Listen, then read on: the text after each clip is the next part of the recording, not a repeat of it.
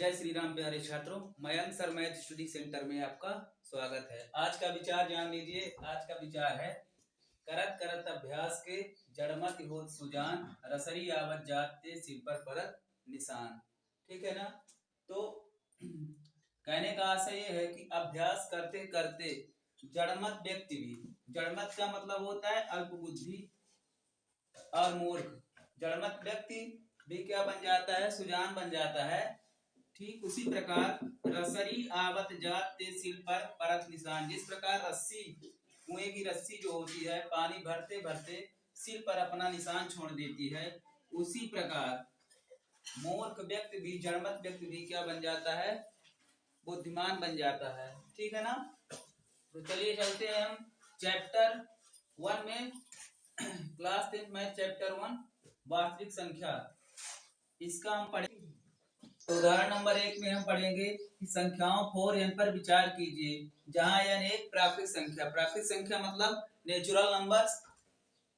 जांच कीजिए कि क्या n का कोई ऐसा मान है जिसके लिए 4n अंक 0 पर समाप्त होता है। अब 0 पर समाप्त कौन सी संख्याएं होती है, थोड़ा सा हम ये जान लेते हैं। तो प्यारे छात्रों, 0 पर समाप्त कौन सी संख्याएं होती है, जैसे हमारा क्या हो गया, 10 हो गया, 20 हो गया, 30 हो गया, 40। ये संख्याएं हमारी कहां पर समाप्त होती हैं, 0 पर। अब 0 पर क्यों समाप्त होती हैं, तो देखिए 0 पर समाप्त होने वाली संख्याओं में हमेशा क्या होता है, 2 गुणे 5, 2 पंचे 10, यानी 2 और 5 का क्या रहता है, अभाज्य गुणनखंड। ठीक है ना। तो इनका गुणनखंड क्या रहेगा, 2 और 5, यानी इनका जब हम गुणनखंड करेंगे तो हमेशा 2 और 5 रहेगा। ऐसी कोई भी संख्या नहीं है जिनमें 2 और 5 ना हो। 0 पर समाप्त होने वाली ऐसी कोई भी संख्या नहीं है जिन पर 2 और 5 ना हो। अगर 2 और 5 इन दोनों में से अगर नहीं होता है तो वो संख्या 0 पर समाप्त नहीं होगी। तो देखिए जैसे हम 20 का गुणनखंड करते हैं तो 20 का गुणनखंड क्या होगा प्यारे छात्रों, तो 2 दूना 4 पंचे 20। फिर देखिए 30 का गुणनखंड अगर हम करते हैं तो क्या हो जाएगा, 2 दूना 4। ठीक है ना।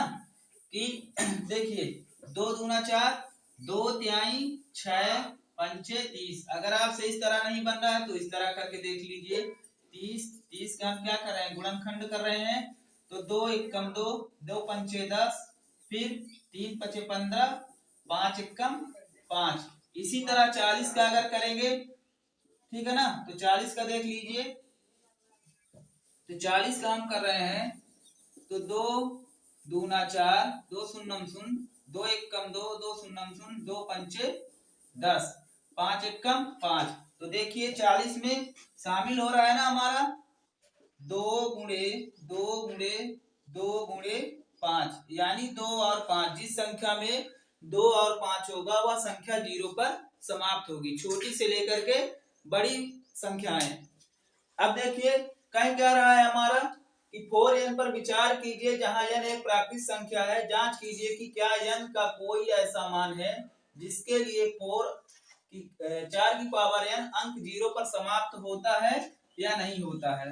तो देखिए 4n का हम क्या कर रहे हैं, अभाज्य गुणनखंड कर रहे हैं। तो 4 की पावर n का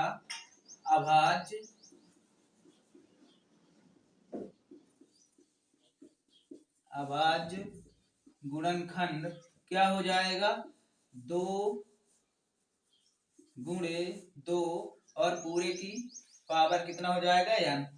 इसी तरह ये हो जाएगा 2 की घात n गुणे 2 की घात n। इसमें देखिए क्या 2 तो है लेकिन 5 नहीं शामिल है, तो इसका अंक क्या 0 पर समाप्त होगा, कोई भी नहीं समाप्त होगा। तो हम यहाँ पर लिख देंगे चूंकि 4 की घात n के अभाज्य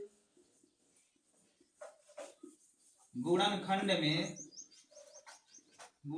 में 5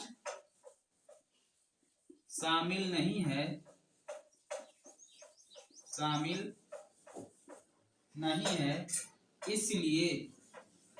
इसलिए लास्ट में हम लिख देंगे ऐसी कोई संख्या n नहीं है, ऐसी कोई संख्या ऐसी कोई संख्या n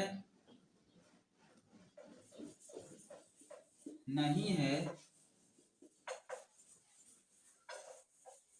जिसके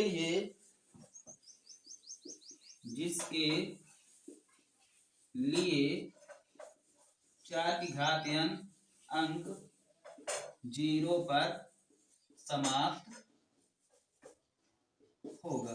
ठीक है ना, आया समझ में? तो 4n का अभाज्य गुणनखंड क्या हो जाएगा? 2 गुणे 2 पूरे की पावर n, फिर 2 की घात n गुणे 2 की घात n। हम लिख देंगे कि क्योंकि 4 की घात n के अभाज्य गुणनखंड में 5 शामिल नहीं है, इसलिए ऐसी कोई संख्या n नहीं है जिसके लिए 4 की घात n अंक 0 पर समाप्त होगा। ठीक है ना। कहने का आशय यह है कि कोई भी संख्या जो 0 पे समाप्त होती है वो 5 से विभाजित होना चाहिए। जैसे 10 0 पर समाप्त हो रही तो 5 एकम 5, 5 दूना 10। 20 समाप्त हो रही तो 5 एकम 5, 5 चौक 20, 5 छक्का 30, इसी तरह 5 अठे 40। तो कोई भी संख्याएं जो 0 पर समाप्त होगी उनके अभाज्य गुणनखंड में 2 और 5 होना जरूरी है। चलिए आगे